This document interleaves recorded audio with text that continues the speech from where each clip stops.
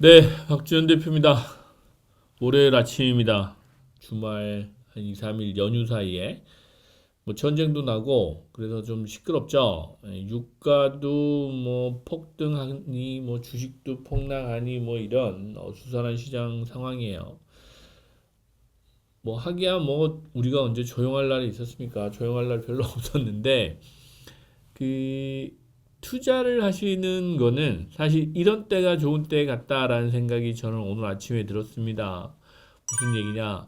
남들 다 불안해하고 걱정하고 또 뭔가 변동성이 심해지는 이 시기가 어찌 보면 나에게 기회일 수도 있겠다라는 생각들을 하시는 게 고수들의 또 투자 방식입니다.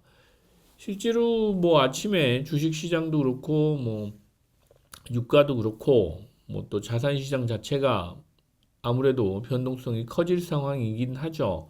그리고 이제 전쟁이란 게 우크라이나하고 러시아 전쟁도 그랬지만 뭐 한두 달 사이에 끝난다, 뭐 3개월 이내에 끝난다라고 했는데 3년이 넘고 이런 장기전으로 또 돌입한 상태고 트럼프 대통령이 뭐 한 달 내에 전쟁이 끝난다고는 해요. 끝내겠다고는 하는데 그게 뭐 다 내 맘처럼 되나요? 가봐야 하는 거지. 그걸 또 예측할 수 있는 사람이 얼마나 되겠어요. 하지만 물론 전력 차이는 많이 나는데 이게 또 게릴라전 비슷하게 중동 사람들 또 전쟁하는 거 보면 끈적끈적하죠. 끈적끈적하게 또 그렇게 쉽게 마무리하겠나 싶기도 하고 어제 밤 사이 새벽 사이에는 또 새로운 이란의 지도자도 뭐 선출했다고 하는데 그 양반은 또 더 세요. 더 세다고 하고 금리, 환율 뭐 이런 부분들이 당초 한 4월쯤에는 조금 안정될 거다라고 했는데 이 전쟁 변수가 어떻게 또 갈지 모르겠어요.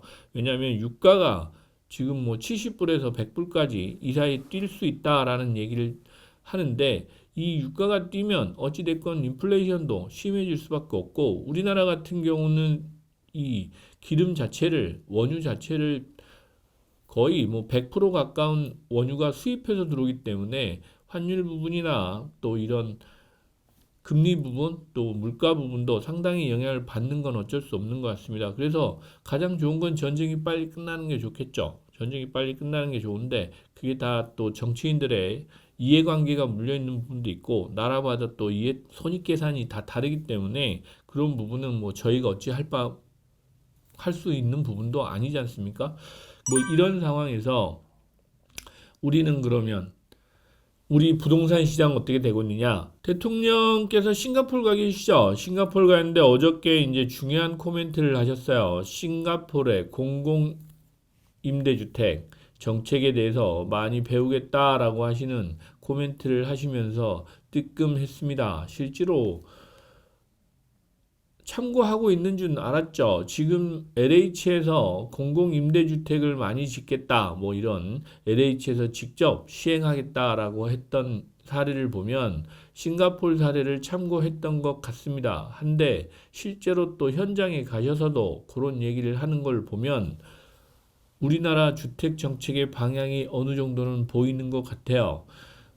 뭐 그 와중에도 최근에 이제 PF 대출 같은 경우도 계속 옥죄고 있다. 풀어주고 있는 게 아니고 계속 자본에 투입되는 거를 좀 규제하고 있다라는 부분이 있어요. 뭐 상호금융이죠? 상호금융 같은 경우도 대출 한도를 20% 내에서 조절하겠다. 뭐 규제하겠다라는 내용까지 계속해서 부동산 관련한 정책들은 쏟아지고 있는 상황입니다. 그래서 저 같은 경우는 그렇습니다. 부동산 투자 뭐 여러분들이 많이 흔들리실 수 있습니다. 요즘 같은 시기는 뭐 강남도 그렇고 송파도 그렇고 많이 떨어지고 있다. 뭐 또 용산 포함해서 강남 3구도 드디어 하락장으로 돌아갔다라고 하는데 뭐 아직 시작도 안 했다라는 생각을 저는 들긴 합니다. 최근에 일부 언론들은 무슨 30%까지 폭락을 한 해 만에 하는데 또 그것도 또 조금 오바다라고 저는 생각을 했어요. 폭락이니 폭등이니 이런 표현 자체가 사실은 국민들한테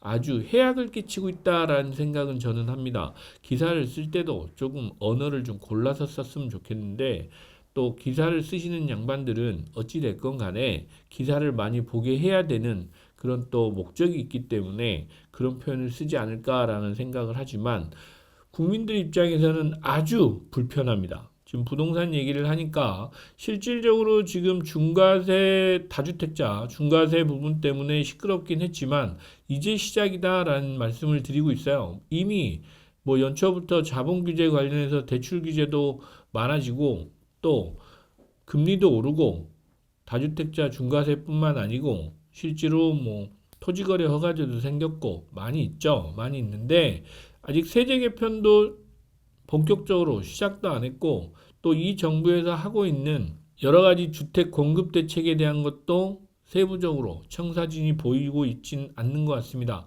하지만 제가 느끼는 바는 그렇습니다. 공급이란 부분도 어느덧 연초가 되니까 여기저기서 청약을 하니 또 공급을 하니 이런 내용들이 계속 나오고 있어요. 민간이겠죠. 민간도 있고 LH도 있고 있습니다. 그런데 생각보다는 공급이 많아지고 있다라는 부분도 한편으로 여러분들이 염두에 두실 필요가 있을 것 같습니다. 정부에서 공식적으로 작년 10월이죠. 10월달 대책에서 공식적으로는 뭐 100만 채, 뭐 수십만 채 공급을 한다고 했는데 그거는 2, 3년에 걸쳐서 하는 거고 올해 공급이 생각보다는 빨리빨리 나오고 있다. 공급이라고 하는 부분은 청약입니다. 청약하는 단지들이 의외로 빨리 나오고 있고 이유는 그런 것 같습니다. 가격이 더 하락하기 전에 기존에 밀어놨던 공급을 서두르고 있다라는 느낌도 분명히 있어요. 그래서 여러분들이 언론에서 한쪽 편만 보시다 보면 다른 한쪽 편을 간과하게 되는 부분들을 이제는 좀 펼쳐놓고 보실 필요가 있다라는 말씀을 드리고 싶고 그렇다고 해서 주택 가격이 언론에서 말한 것처럼 30%, 50% 폭락할 거야 라는 이런 또 막연한 기대를 하시는 것도 위험하다라는 말씀을 드리고 싶습니다. 그렇게 생각처럼 많이 떨어지지도 못하지만 또 구조적으로 그렇게 떨어지게 되면 금융 부실부터 시작해서 상당한 문제도 생깁니다. 뭐든지 순리대로 가는 게 맞다라고 저는 생각해요. 그래서 언론에 또 일부 전문가들 이런 표현을 하시는 부분에서도 좀 가려 들을 건 가려 들으시면서 투자를 하시는 게 맞겠다라는 말씀을 드리고 그런데 제가 가장 중요하게 느낀 부분이 오늘 아침에 있었어요. 송파구 전셋값은 떨어지고 있다라는 기사를 봤습니다. 무슨 얘기냐? 송파구에 가서 보시면 몽천터성역입니다. 잠실 리엘, 잠실 아이파크가 작년 12월 1월부터 입주를 시작했죠. 그러다 보니 입주 기간이 끝나가는 3월 말쯤이 되면 실제로 입주를 못한 세입자를 못 찾은 세대들은 전세가가 좀 조정받고 있다. 생각보다 전세가가 높지 않았습니다. 왜냐하면 잠실이잖아요. 그것도 아주 입지도 좋습니다. 올림픽 공원 바로 앞에 몽천터덕역, 잠실역하고도 연결되어 있습니다. 그런 지역이 30평대죠. 국민평형이 뭐 14억, 15억대에도 나와 있다라고 얘기를 하더라고요. 그것도 전세가. 그래서 생각보다는 나쁘지 않구나라는 생각을 하는데 특히 또 시간이 지날수록 조금 더 조정을 받을 수 있겠죠. 하지만 제가 보는 시장은 그렇습니다. 여러분들이 생각하시는 큰 폭의 조정보다는 이런 기회도 또 한편으로는 좋은 기회를 또 잡을 수 있는 거 아닐까라는 생각을 해보면서 여러분들이 투자를 지금 이런 불안전한 시장 상황에서 요동칠 때 어찌 보면 용기를 내시는 것도 투자다라는 말씀을 드리고 싶었어요. 오늘 아침에는 하도 세상이 시끄럽다 보니까 여러분들도 어찌할 바를 모르시는 것 같아서 저 같은 경우는 어찌 보면 3월달이 또 좋은 기회가 아닐까라는 생각을 해봤습니다. 오늘 아침은 어찌됐건 어수선합니다. 어수선하고 또 한 주가 조용하진 않을 것 같습니다. 조용한 한 주가 되진 않을 것 같은데 여러분들이 경제 전반의 시장 상황을 보면 그래도 우리나라는 좋습니다. 분위기가 좋아요. 주식이 뭐 6천을 넘고 7천을 바라봤다는데 또 한 번은 조정을 받는 거 어찌 보면 건강한 조정일 것 같아요. 이런 계기로 해서 한번 조정받고 다시 또 7천까지 달려보면 오히려 좀 탄탄한 기초를 좀 다지는 거 아닐까라는 생각도 들었고 부동산 시장 같은 경우는 주택 시장은 분명히 방향을 잡아가는 것 같습니다. 그래서 여러분들이 지방선거 끝난 이후에는 조금 더 조정폭이 커질 수도 있다라는 생각을 한번 가져보시면 좋겠어요. 왜냐?